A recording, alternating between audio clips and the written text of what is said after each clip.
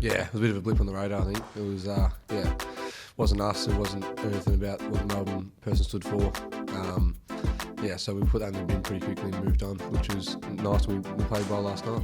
Episode 6 of the Talking Points, we've got the star of last night, Clayton Oliver, with us. Thanks for your time, Clary. Thanks for having me. I understand Talking Points is probably not something you want to be on. You don't love talking in the media, but we'll try and get something out of you. Do you listen at all to external comments in the media? They've been pretty harsh on you recently. No, not really. Few other boys. A few of my mates, sorry, have said a few things, but no, it doesn't really faze me too much as long as what the coaches tell me and what everyone says inside the club. That's what I want to listen to the most, especially Goody and Benny Matthews. There are a few people last week suggesting you should be traded, which is pretty ridiculous coming off two best and fairest at 23 years of age. Do you even acknowledge that? Are you across what gets said? Nah, not really. I think someone sent in one of the group chats I had, but nah, it doesn't really bother me.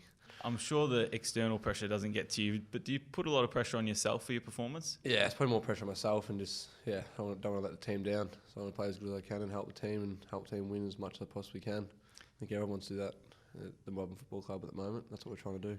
There are plenty of positives to come from last night. Your performance, 34 disposals, 22 contested possessions, 11 clearances and a goal. Is your confidence pretty high coming off that? I think a lot of the boys, Manly and the coach, has been putting a lot of work in since we've been there. We've been focused on the performance hub. So, I think a lot of boys have got a lot of confidence at the moment. Heaps of people have been popping up. Gorney's obviously been playing really well. Track's been playing unbelievable. Gus had a really good second half last night. So all the work's coming out. We've been put on the train track, so it's coming out on the field, which is nice. How have you found your personal form this season? Have you had that confidence, or do you think last night's going to help take to the next level? I think I've always had confidence myself. I think, it's just getting back to how I used to play. And, it's probably just getting more proactive around the football and around the stoppages and keep moving. We had a good focus on that, and Benny said that to the other mids. So, we were all really good. It was a team performance. The team was obviously pretty flat last week against Port. Was there that extra hunger for you last night to sort of prove that performance wrong? Oh, a little bit. We sort of put that one in the bin. I think we called it a mulligan, just forgot about it. There's no point dwelling on it. We all knew it was a terrible game. We could have picked it and went through it all and said how bad we were, but I don't think it would have helped anyone. So just, we knew we played bad. We knew we had to come out and play good this week, and I felt like we took it to Adelaide, who, they were good themselves with a lot of new players in there, so it was great to them. Personally, your game, I guess one knock has been over handballing. Do you think there's anything wrong with being a handball-heavy sort of player? I don't, unless Goody or the coaches say not to, then whatever they want me to do, I'll just keep doing. They want me to kick more, but probably just want to get the best ball user's hands, so if I can handball to Gussie or I can handball to Sales, who can kick probably better than I do, then I'm happy to. And you had that balance of 17 kicks, 17 handballs last night. Is it a focus to work on that at all, or is it just wherever you get the ball? Nah, just wherever I get the ball. If I'm in tight, then it'll be easy to give the hands. If I'm getting on the outside and I can kick it, then I'll kick it. Just sort of whatever happens and unfolds in the game. And your composure seemed better last night. You had 521 metres gained, 74% disposal efficiency, which is really good numbers. Do you feel like you had a lot of time with the ball? Probably. I think Burjo said to me before the game, just when you get the ball, take a quick first 5 steps before you do anything. I was, sort of took that on board. So I thought when I got the ball, just drive my legs a bit more and open up the game a bit more, which I tried to do. I think Track's real good at that. So Burjo just said try and do what Track's been doing the last 8-10 games. So it was a bit of a focus.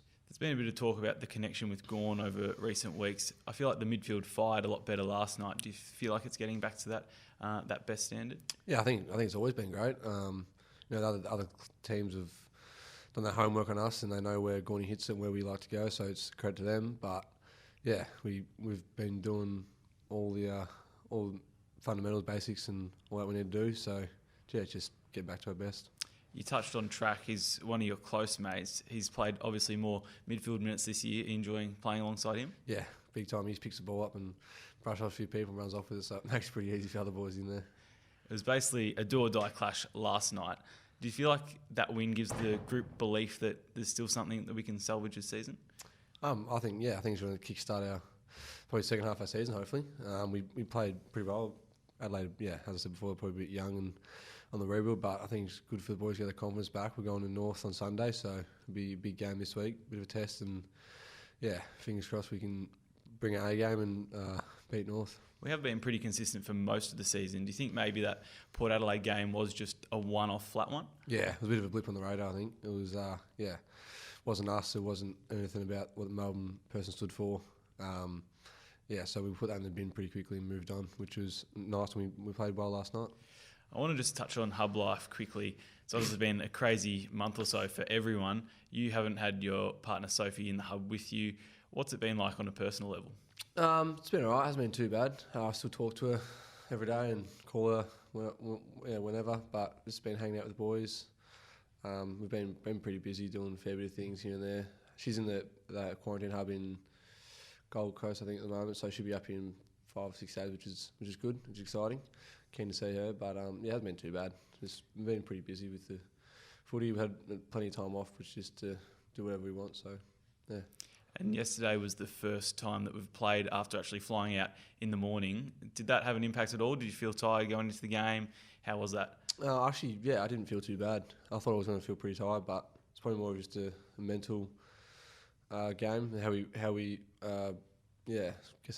perceive ourselves. So Goody just said, don't use an excuse. The travel doesn't concern us. Like, we've done all the work. Once we get to the game, like, doesn't matter if we travelled 10 minutes or we travelled 5 hours. So that's what we did. We're going to be here in Adelaide for 4 days now. Are you used to just living on the fly and sleeping in different beds and all that sort of stuff? Nah, I hate it. I miss my bed. I miss sleeping on my bed. I hate sleeping in hotels, so it's not my favourite thing to do. But it's all right. We're getting to play footy at the moment, so can't complain. And obviously, a lot of people back in Melbourne are under a bit of stress and suffering more than we are, so can't complain too much. Has it affected your preparation at all for games, actually having to train at different places and take different bus trips? It's all been very unsettled. Has it impacted your footy? No, I don't think so. I don't really. I have a routine. I sort of think a few things I want to tick off during the week, but not really. Like, once the game starts, like, yeah, you sort of got to be ready to play. Like, and we have away games throughout the year anyway, so you sort of adapt and change to that and you just work around that. So it's not too bad. And now we've got just a 4-day break before the game against North. Obviously, things didn't go too well after the 4-day break against Port. Is there anything we can learn from that, do you think? Nah, no idea.